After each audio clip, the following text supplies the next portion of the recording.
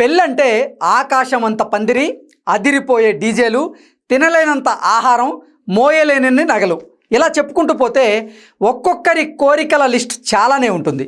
అయితే రోజులు మారిపోతూ ఉన్నాయి.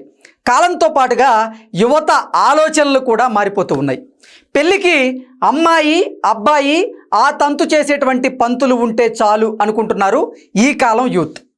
కొంతమంది గుడిలో పెళ్ళితో సరిపెట్టుకుంటూ ఉంటే, ఇంకొంతమంది అంత దూరం ఎందుకని ఇంట్లోని పూజ గదిలోనే తాళి కట్టేసి మమ అనిపిస్తూ ఉన్నారు. పెళ్ళంటే జీవితంలో ఒకే ఒక్కసారి జరిగేటువంటి మెమరబుల్ ఈవెంట్ అనేది ఒకప్పటి సెంటిమెంట్.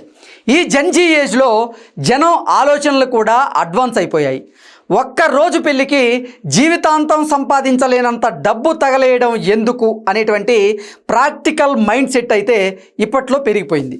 పెళ్లి ఖర్చుల కోసం అప్పులు చేసి తిప్పలు పడ్డం కంటే సింపుల్ మ్యారేజ్తో హ్యాపీగా బతికేయాలని చాలామంది ఫిక్స్ అవుతూ ఉన్నారు.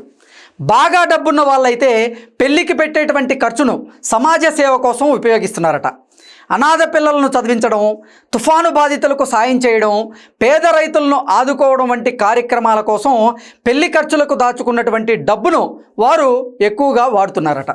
పెళ్ళికి ఖర్చు దండగా అనుకునే వాళ్ళతో పాటుగా ఎకో ఫ్రెండ్లీ మ్యారేజెస్కు ఓటేస్తున్న వాళ్ళు కూడా క్రమంగా పెరుగుతూ ఉన్నారు. తాటాకు పందిళ్ళు, అరిటాకు తోరణాలు, రీయూజబుల్ డెకరేషన్స్తో పెళ్లిలోనూ పర్యావరణాన్ని కాపాడేటువంటి ప్రయత్నం చేస్తున్నారు కొందరు.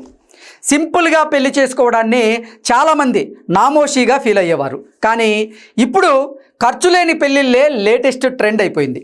ఒక్కరోజు ఆడంబరం కంటే జీవితకాలం ఆనందమే ముఖ్యమని కొంతమంది భావిస్తూ ఉన్నారు. ఎవరేమనుకున్నా మా పెళ్ళి మా ఇష్టమని సింపుల్గా కానిచ్చేస్తున్నారు మరికొందరు.